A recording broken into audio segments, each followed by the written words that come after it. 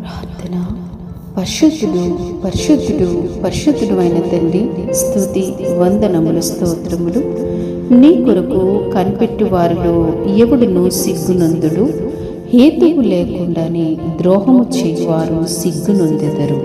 మహోన్నతుడు అయిన తండ్రి, దివ్యమైన వాక్యము ద్వారా తృప్తిపరిచినందుకు స్తోత్రములు.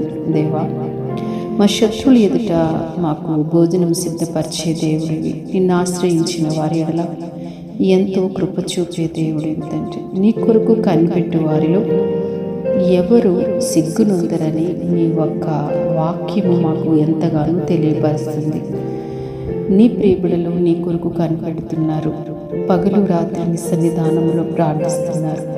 వారు ప్రతి పరిస్థితిని నీకు వివరిస్తున్నారు, విజ్ఞాపన చేయుచున్నారు, ప్రార్థిస్తున్నారు పట్టుదలతో.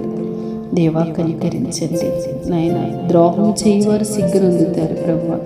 నీ కొరకు కనిపెట్టువారు ఎన్నడూ సిగ్గునొందరు ప్రభువా. నాయన, నీ వాగ్దాన వాకుల చేత నీ ప్రియులను బహుగా బలపరచండి. నా దేవుడే దేవుడని సాక్ష్యమిచ్చుచుండగా నిన్ను మించిన వారు లేరు, నీకు సాటి అయిన వారెవరు తండ్రి. నిన్ను ఆశ్రయం చేసుకున్నారు.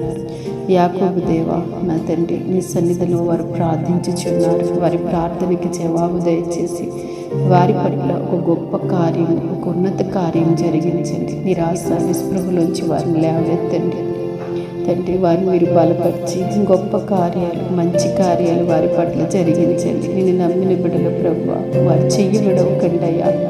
వారు ఏ పరిస్థితుల్లో ఉన్నారో నీకు తెలుసయ్యా. వారిని సిగ్గుపరిచే దేవుడు కాదు, అవమానపరిచే దేవుడు కాదు. గొప్ప కార్యాలు, అద్భుత కార్యాలు, ఆశ్చర్య కార్యాలు జరిగించమని క్రీస్తు ప్రభు పేట ప్రార్థిస్తున్నాము తండ్రి. ఆమేన్.